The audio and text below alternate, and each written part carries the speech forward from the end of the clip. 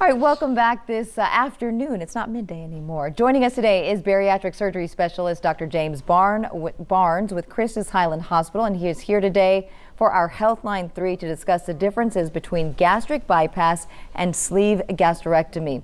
So we have several questions that we want to ask the doctor today, and of course, remember that you can chime in. This is all about you, the public, being able to call Dr. Barnes directly and asking whatever questions you want to ask him. So the big question here is, what is the difference between these two surgeries? Yeah, so we're going to go into these quite a bit of detail. There are a lot of operations for weight loss, but probably across the country, 95% of the time, it's going to be either the gastric bypass or the sleeve gastrectomy. And so those are the two that we're going to focus on today and kind of go through how each of those works. All right. Well, we already have somebody on the line for you, Dr. Barnes. Tiffany is on the line to talk with the doctor today. Tiffany, what's your question for Dr. Barnes? Tiffany, are you there? Yes, this is me. I was having yes, I'm here. What's your question this morning? Well, I'm the diabetic. I'm the diabetic, and I'm just trying to lose some weight. And are you interested in weight loss surgery then to help with that? Yes. Yeah, diabetes is a great reason to look at weight loss surgery, and that's one of the things we're going to talk about here in a minute. With the gastric bypass, we see a very high cure rate with diabetes. People that qualify for the surgery, we see about an 80 to 90% cure rate of type 2 or adult onset diabetes, and so it is a great treatment for that.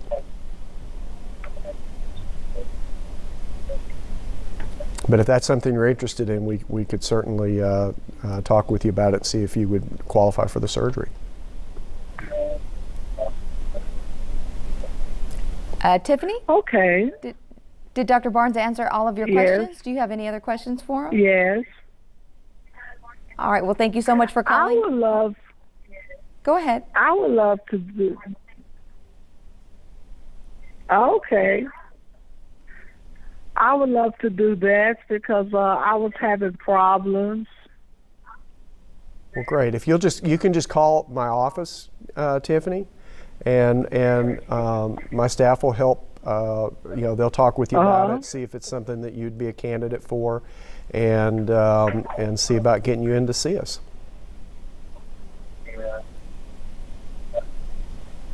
Okay. All right, Tiffany, thank you so much for your call today. And Dr. Barnes, I really have to hand it to you. Oh, Gerald? Do we have a Gerald on the phone? Yeah, hello. Hey, Gerald. Hey, I'm 65 years old, and I'm over 100 pounds overweight. I can't get it off. Would Medicare or Medicaid help pay for these surgeries? It actually does. We do accept Medicare as a primary. We don't take Medicaid if it's the primary insurance, but if it's the secondary, we can use that as well. And so it sounds like you would probably be a candidate, and Medicare does have good coverage for bariatric surgery, so we could definitely look into that for you. Do you have an office phone number where I could get something started to get in there and speak or see somebody? Yeah, absolutely. You can just call the office. It's the number's 318-798-4433. 798. 4433. And they'll talk with you about it. And what we do is we have a seminar every Tuesday morning. It's a free seminar. You have to register for it, and that's what they'll talk with you about, getting you set up for that, where we sit down and in a small group and kind of go through all the details of the surgery, and then I'll meet with you individually afterwards, and we'll look specifically at you and your medical issues and kind of come up with a game plan for you. I appreciate your time and trouble. I will call your office as soon as I get through talking to you. All right, look forward to hearing from you. Thank you, sir. Mm-hmm.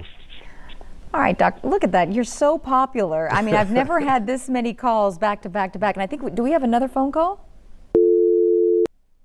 Diane, we have a Diane on the line. Diane, what are your questions for Dr. Barnes?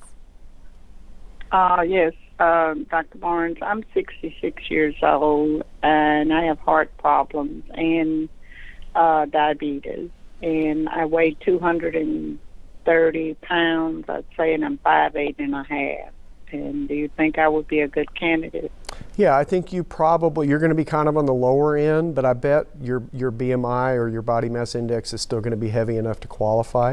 You can just get online and look at a BMI calculator, and you have to have at least a BMI of 35, which I think you're probably going to be between 35 and 38. I do qualify so I think you would there. In terms of the heart issues, we do see that sometimes, especially as folks get a little older. And usually in that situation, we will have you evaluated by a cardiologist. And, if you have somebody you see, then you would just go see them. Or if not, we'll help you find somebody. And then we can get you set up just to make sure that they feel like it's safe from the standpoint of your heart to go through the surgery. Right. But, I think from what you're telling me, probably you would be a candidate for. And again, like we talked about before, it's such a great operation for diabetes because it usually cures it. Yeah.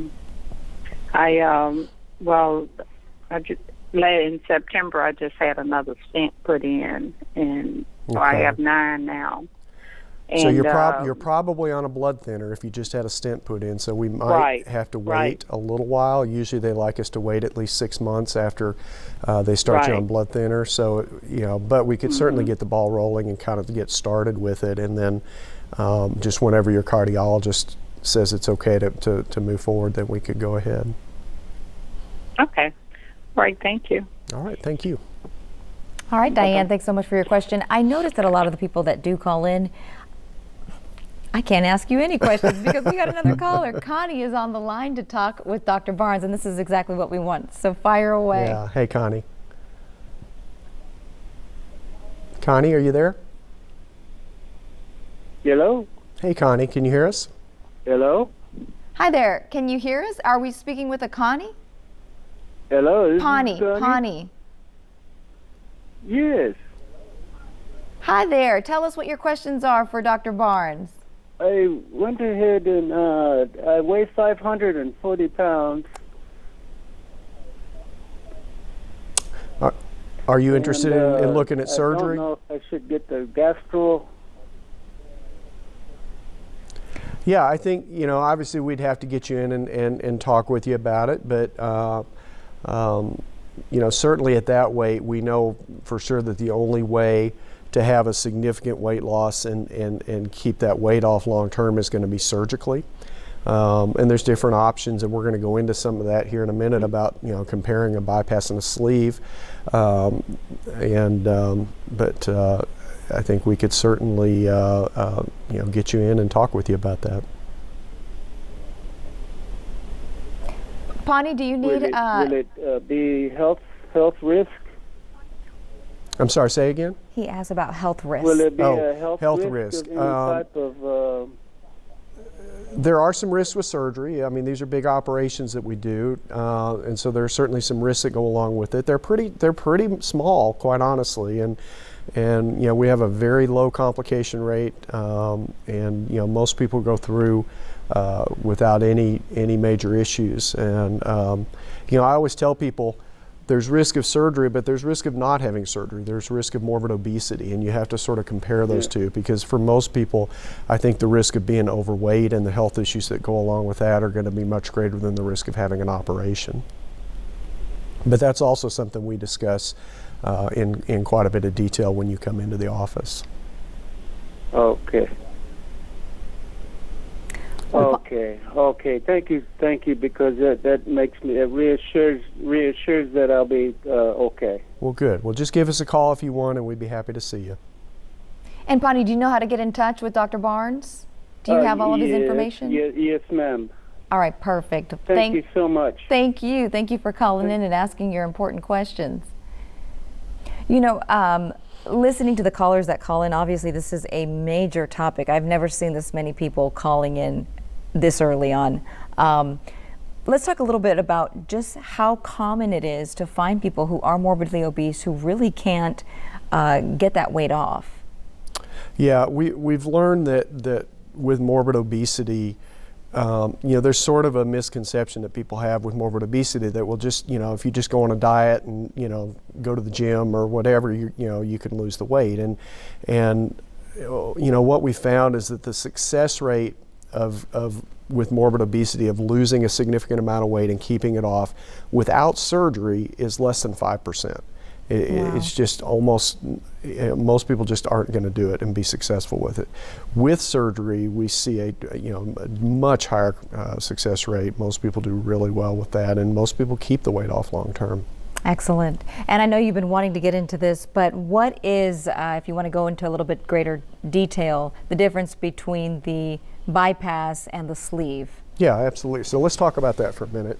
And I brought some pictures here so we can kind of look at visuals. I'm all about the visuals. Because sometimes it's a little easier to understand when we're looking at a picture here. And so we're gonna talk about the two operations, the gastric bypass and the sleeve gastrectomy. So this is a picture of a gastric bypass, and you can see with this operation there's two parts to the surgery. The first part is a stomach stapling, where we staple off a small stomach. We're going to separate it from the rest of the stomach. So this now functions as your stomach after surgery. It's very small. It's about the size of a large egg. So that's going to limit how much food you can take in at one time. So that's the restrictive component of the operation. And then we come down here and we divide the intestine and we bring this up here and hook this up. So now we're going to bypass the stomach and the first part of the intestine. And so the result of that is that you don't absorb the food quite as well. So therefore you don't get as many calories out of a given amount of food. So there's just one pathway there of the food being able to enter into the stomach. Right. So you eat much less because of the small stomach, and then the food goes to, it bypasses some of this so you don't absorb all of it. And then the other thing that both these operations do for most people is they decrease your hunger level. And that's the other part of how they work. And then I'm going to flip this over here to look at the sleeve gastrectomy, which is the other operation that we do for weight loss.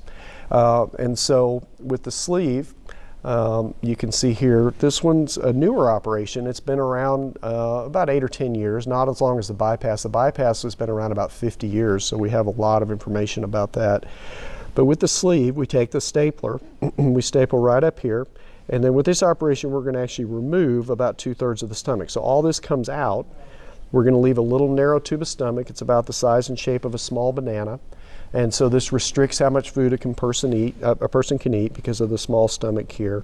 There's no bypass part to this. This is just the restrictive component. So limits how much you can take in at one time. And then again, like both operations, they decrease your appetite level pretty significantly. I would think the significant difference, and I am just totally going off of ignorance here and wanting to really learn from you, could either one of those limit the amount of nutrition that you get from the food? So is it the sleeve better? They do to some degree. What we've learned over the years ago they used to bypass a much longer length of intestine with the gastric bypass. And what we've learned over time is that you can bypass less intestine and still get the same weight loss results, but not have the malnutrition issues like they did early on when they started doing these. Excellent, and that's with either of the treatments that you're doing. Right. You're talking about. Now we do highly recommend that people take a multivitamin every day for the rest of their life. Okay. Very simple, nothing complicated People about it. Should be doing that anyway. Probably should be doing that anyway, yeah. And then we check blood work on people periodically, and we check vitamin levels and things like that. But generally, as long as you're taking the multivitamin, we don't see any major nutritional issues like that. Wonderful. Oh, and Tiffany is back on the line for us. And Tiffany, was there another question that you wanted to ask Dr. Barnes? Yes, I want to ask you another question. Okay, I'm on Medicare. Okay. And I was just trying to see what would it do about the weight loss and stuff. Well, Medicare does cover the surgery, so they would pay for the operation. And then you would just have to call, and we would kind of look at your height and weight and see if you're going to be a candidate for surgery and go from there. But you would have coverage for it under Medicare.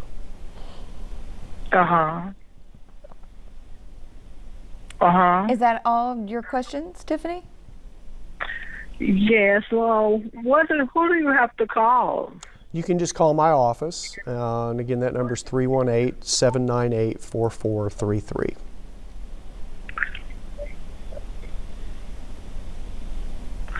Okay. All right. We look forward to hearing from you. And like you were saying before, insurances are covering this more and more now. And I think for you to allow the person to get the surgery, I remember you telling me that they have to be, was it 100 pounds? Yeah, they had to be about 100 pounds or more overweight. Okay. Again, depends if they have medical issues related to their weight. We can go a little lower than that too. Okay, but that's typically at least what the insurance providers. A rough ballpark is about 100 pounds or more over your ideal body weight, which is a thin weight. When we talked about that last time, Yes. I think that ideal body weight's a very thin weight. You had me nervous thinking I was supposed to be 115 pounds. I look like a walking skeleton. Tara is on the line. Tara, what questions do you have for the doctor? Hey, Tara. Hello. I'm just wondering, can you hear me? Yes, ma'am. My question is, why does diet and exercise not work? Why would somebody have to go to these extremes?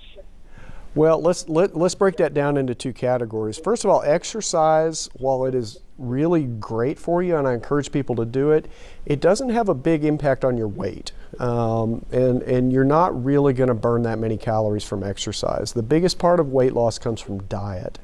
And while technically you can lose any amount of weight through diet alone, but realistically it's just almost impossible to do that, and not only to lose it, but the biggest part is keeping it off too.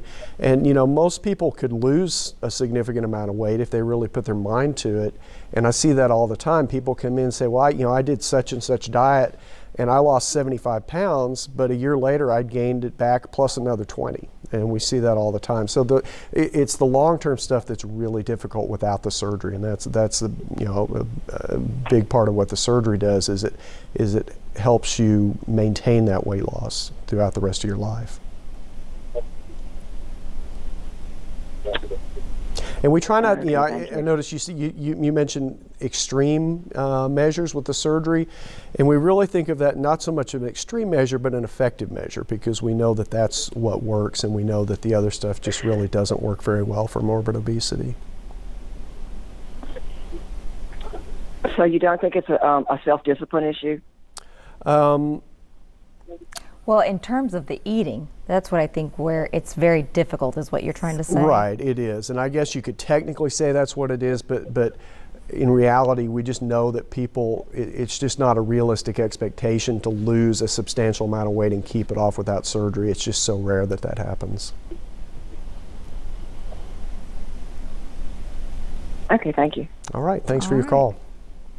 You really touched on a very important topic there. I remember there was a period when I did reach a great weight, and I wasn't killing myself at the gym at all. I was working out about 30 minutes, very low impact, but it was all because of my portion sizes were limited, and also the health choices that I was making. It was like more of a Mediterranean type diet where there was a lot of avocado, chicken, lots of leafy greens, but nothing. I only allowed myself one cheat day on a Friday to have a pizza. Yeah. But I noticed that the nutrients that I was absorbing was phenomenal compared to how my body was absorbing nutrients in the past. It made a huge difference in terms of all of the cellulite coming off and that sort of thing. But it is difficult for people who have been eating a certain way, especially here in Louisiana. They like salty foods, they like their crawfish, and all of those great tasting foods because it's so delicious. It's hard to change that. It is, yeah, and the drinks is the other thing that really gets to people. That's the regular sodas and the sweet teas and that kind of stuff that you really have to kind of get away from because there's just so many calories in that. And what's good about your office is that you follow up with your patients after the surgery so that this is something that they can keep the weight off. Yeah, we do, and that's a big part of it. The surgery is important, of course, but honestly, probably even more important is the follow-up. And if you just operate on somebody and then cut them loose, they're not going to be as successful with it. And so, we have a very extensive, program after the surgery, where we see people on a regular basis, and I think that makes a big difference. Well, I've seen your patients, and they are walking billboards of your work, and obviously this is a very hot topic. We have a Miranda who's now on the line who wants to ask you some questions. Hey, Miranda. Hi, how are you? Good. I have a question. If you get the surgery, whichever surgery you do get, can you actually gain the weight back? Yeah, that's a great question, and that's one of the differences we're going to talk about here, hopefully, when we compare these two operations a little bit. But most people don't. Most people, this is a lifelong permanent weight loss. But it's not 100%. It's not perfect. There's no such thing as a perfect operation that's going to fix everything. What we're seeing with the gastric bypass, about 80 to 90% of people are going to keep that weight off long term. There are some people that regain weight, a significant amount of weight back. More often than not, those are the ones that quit following up. That's what we were just talking about a second ago, how important the follow-up is. With the sleeve, we are starting to see a little higher percentage of people regain weight back over time. And that's going to be one of the differences. In fact, let me just talk about that right now, because that's a great question. One of the big differences we see between these two operations is with the gastric bypass, most people don't tolerate sugar very well. And if they eat something that's real sweet, it's going to make them kind of sick. And it also, for most people, kind of takes away their craving for sweets too. Most people after the gastric bypass just don't have a big taste for sweets. And that's a big part of how that operation works and why it's so successful. So you can eat a bite or two of something, but if you eat 4 or 5 bites of something, you're probably going to wish you'd stopped after the first bite. And that's kind of how most people are with sweets with the gastric bypass. They just don't crave it very much, most people, and they don't tolerate it very well afterwards. Now with the sleeve, you don't have that. It's called dumping syndrome, and you don't have that with the sleeve. With the sleeve, you can still tolerate sweets okay. And so we do typically see a little better weight loss with the bypass and a more consistent weight loss with the bypass, and I think it's because of that issue with sweets. And then it also comes into play with the long term. We are seeing a higher percentage of people regain some weight back over time with the sleeve than we do with the gastric bypass. And that's I think one of the big advantages of the bypass over the sleeve. Okay, another question. I haven't heard so much about the arm sleeve, but more the big operation, the gastro. Mm-hmm. Do you get sick a lot with it? No, not typically. And usually if you do, it's because there's a problem like an ulcer or maybe gallbladder trouble or something like that. But most people don't have any, like, I assume you mean like nausea and vomiting and that kind of thing. And I'm not saying we don't ever see that, but that's uncommon. Most people don't have those issues afterwards. Do you kind of know when you're full, or if you overeat, do you get sick? You do. You know, you'll know, and you kind of have to learn that. It's different, but you'll learn very quickly because it's a very small amount of food at first. And I usually tell people to kind of just set out the portion that we know they can eat, and start with that. But you'll learn very quickly, where that level is that you get full at. And I always tell people, when you start to feel that, you need to just put the fork down and stop right there. Or if you try to eat past that, these are small stomachs now after the surgery, and so there's not a lot of room in there. And so if you try to put more food in there than that stomach can now hold, it is going to make you sick. Okay, and one more question, and I'll Sure. let it go. Oh, Miranda, you can ask as many as you want, girl. Okay, on females, maybe not so much the older ones, but maybe kind of like the younger ones. Mm-hmm. What happens if you get pregnant? Yeah, so that's a good question. I've had a lot of people get pregnant after weight loss surgery, and it's actually really all positive in terms of pregnancy. For one thing, when you're morbidly obese, some women have trouble getting pregnant, and so when you lose that weight with surgery, their fertility goes up, their ability to get pregnant goes up. And then the other problem is when you're morbidly obese, that's considered a high-risk pregnancy, both for the mom and the baby. And so afterwards, when you've lost that weight, it brings you back into that normal risk range with pregnancy. And so the babies do great. There's no nutritional issues or anything like that. The babies are normal weight. And so it's really all positive stuff in terms of pregnancy. I ask people to wait a year. I don't like you to get pregnant during that first year, during that kind of rapid weight loss phase, and so we prefer you wait until you're at least a year out from surgery. Right, because, I mean, sometimes, you think you got to eat for 2 people. Right. So, and then, like, if you say if you don't know your boundaries yet, you're learning it still. Yeah, and that's why we like you to wait. One of the reasons we like you to wait a year, because at that point you know the operation, you know what your stomach's like, you know how to eat, and so at that point you're much more ready for it. And you say on your seminars, is what, every Tuesday? Yeah, we do it every Tuesday. It's a small group, usually between 4 and 8 patients a week. We have a nice conference room where we can spread everybody out, so we're all social distancing and all of that. You just have to register for it because they do fill up, and so you just have to call the office and schedule it with them.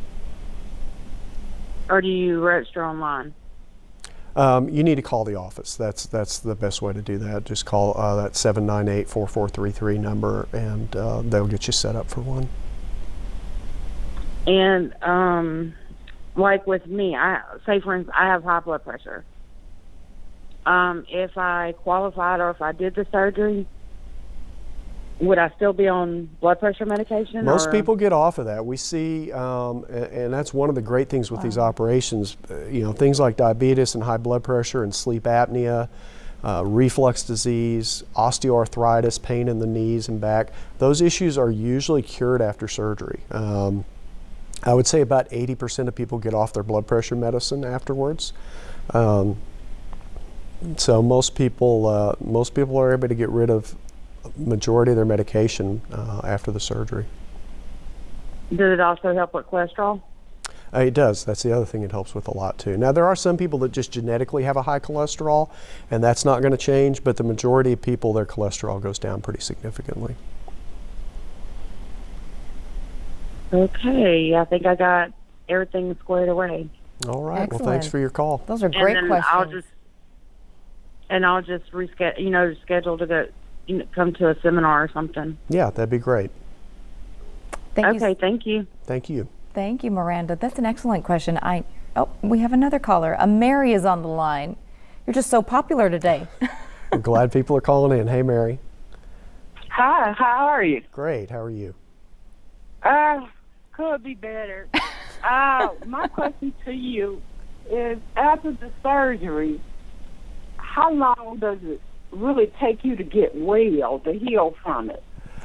So recovery afterwards, people typically spend 2 nights in the hospital, and complete recovery is 4 to 6 weeks. But the bulk of that's the first 2 weeks. Usually by 2 weeks is when people are going back to work and kind of getting back into your normal routine. At 2 weeks, you're still going to be a little sore, and you're not going to have your energy back all the way. Those are the things that take 4 to 6 weeks to get completely back to normal. But definitely by 2 weeks, most people are back doing what they need to do. So, and that's the advantage of doing these either laparoscopically or robotically, which is how we're doing a lot of them now as well, is that you just have 4, 5, or 6 little tiny incisions, and so it makes the recovery much quicker.